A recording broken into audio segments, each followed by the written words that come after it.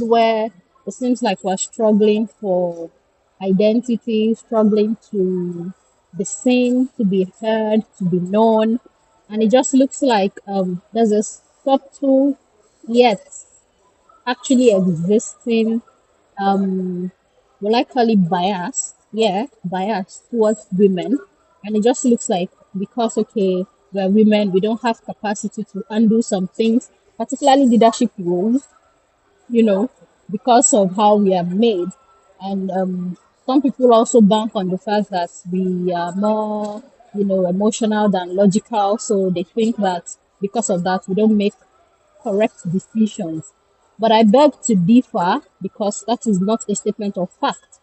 And I know it is not a statement of fact because you are here and I am here because of all of the women on this platform. Because we cannot just be pushed to the side based on our anatomy, based on what we are, how we are made, and we cannot just be pushed to the side just simply because there's a stereotype that we are emotional beings rather than logical beings. My point of view is is to come here to encourage us to literally just be the best of ourselves.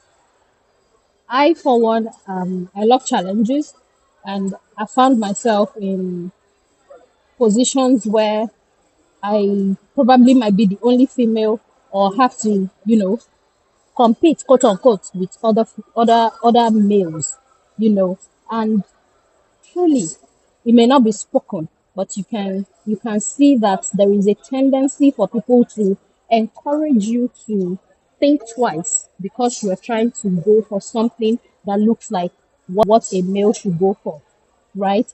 So I'm a surgeon by training, and I started my training in an institution where I happened to be at the time. Because, of course, there had been other females who had passed by, but at the time, I was the only female surgery resident in the hospital.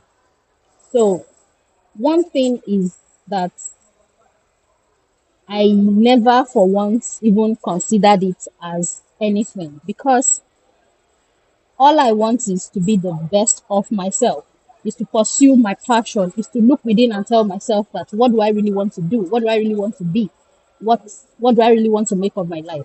So I hope because of the anatomical structure of the people that are with me in my workspace now limit my own capacity or undermine it or not go for the highest possible position that I can.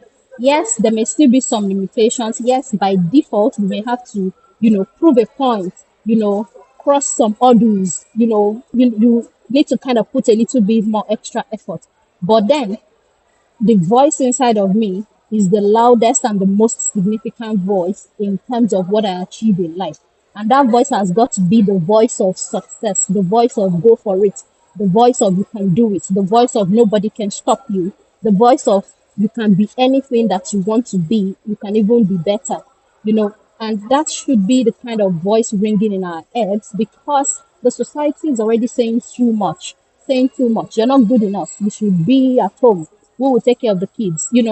Gender stereotype, role stereotype, and all that. The society already has done too much.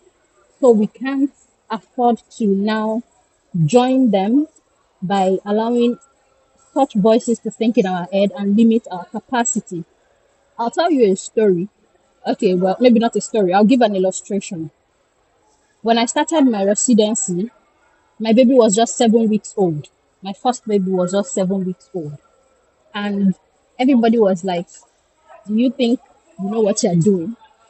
Even the women who, have accepted that, okay, some subspecialties are for females and some are for males, even so many women will usually come to me and say, why are you doing surgery? As a matter of fact, the most common question that I've had to answer in my professional journey is that, what are you doing here?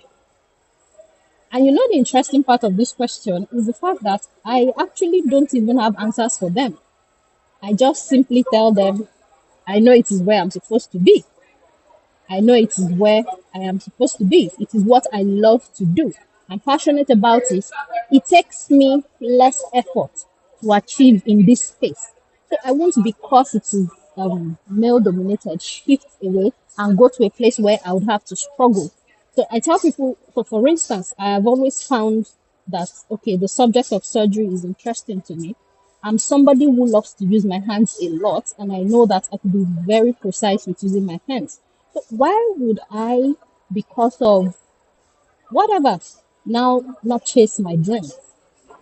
I've also had to, stand side by side with colleagues who are males, at the same time, close late like they will close late, but yet still have to go home, consider making a meal, consider how to take care of the children and all of that. Not as if any of this was easy, but I was determined to push through. One very important thing that we need in this journey, that we can't afford to, undermine, is a decent support system. As a woman, in fact, with now my passion for speaking and letting women live their balanced life across all, phases of life, and particularly even now focusing on, pregnancy and peripartum period, the importance of a support system cannot be overemphasized. And that means that as a woman, you have a right to select the people that you let into your life, including your spouse. So you can't afford to marry a man that is not kind. If you know that you are a woman with capacity, if you know that there is something burning inside of you to be more, to do more, you have a profession to pursue, you have a career to pursue, you have something, you have a big goal ahead of you, you can't afford to, you know, be joined with somebody who is not supportive. We cannot forget the fact that primarily we are home builders as well. And as home builders, we have to find a way to strike the balance. But striking the balance does not mean that I have to be the one to do everything. Anything that you can give out for somebody to do so that you can create time for you to pursue your goals, please, by all means, let's do it. Another big challenge that I've also faced personally is that I've realized that I kind of have to prove myself a little more. Now, there were people that the moment I got into training believed in me. In fact, many of them were men, consultants, believed in me, cheered me on. Your success is all that you need as an explanation.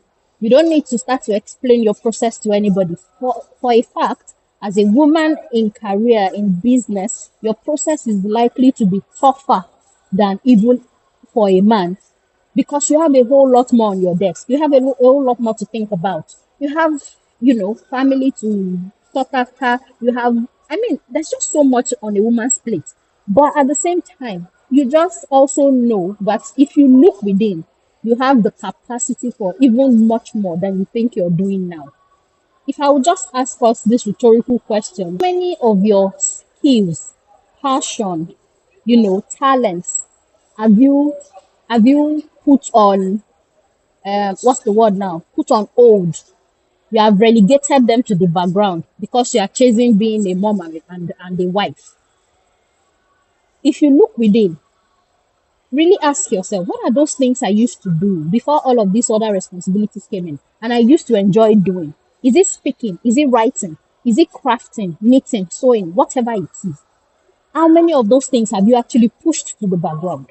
Now, even after pushing it to the background, how many of them do you genuinely think that it was not, your surrounding situation that pushed you into letting them go? Somewhere in your heart, you still want to do these things. You still long for it. Your heart still, you're still like, this thing, I have capacity for this thing. Oh." Particularly when you see somebody else doing it. And let me shock you, especially for Christian women, if God places an idea in your mind and you don't pursue the idea, you will be amazed at how He's going to give that idea to somebody else, and you will know that that idea has been given to somebody else. For how you care, Apostle Paul, who even wrote the most about marriage in the Bible, was never married. So why do you think that it is about your own experience? All of these excuses, and we don't go for it. We don't achieve our potential to maximum. Why? Why, mamas? Why will we do this to ourselves? The sky is just the starting point. we can do so much more. And like I was saying about that story, somebody on my status actually used the same title to create an event that looks like something that I was also thinking about, and actually executed that event. And I simply told myself, never again. Never again will an idea drop in my mind and I'll throw it to the trash or make excuses that I'm not good enough. In recent times, one of my friends, and I call her an accountability partner, and it's one thing that I think we should have actually, because really, sometimes you need somebody to push you because, life happens and you just lose momentum sometimes.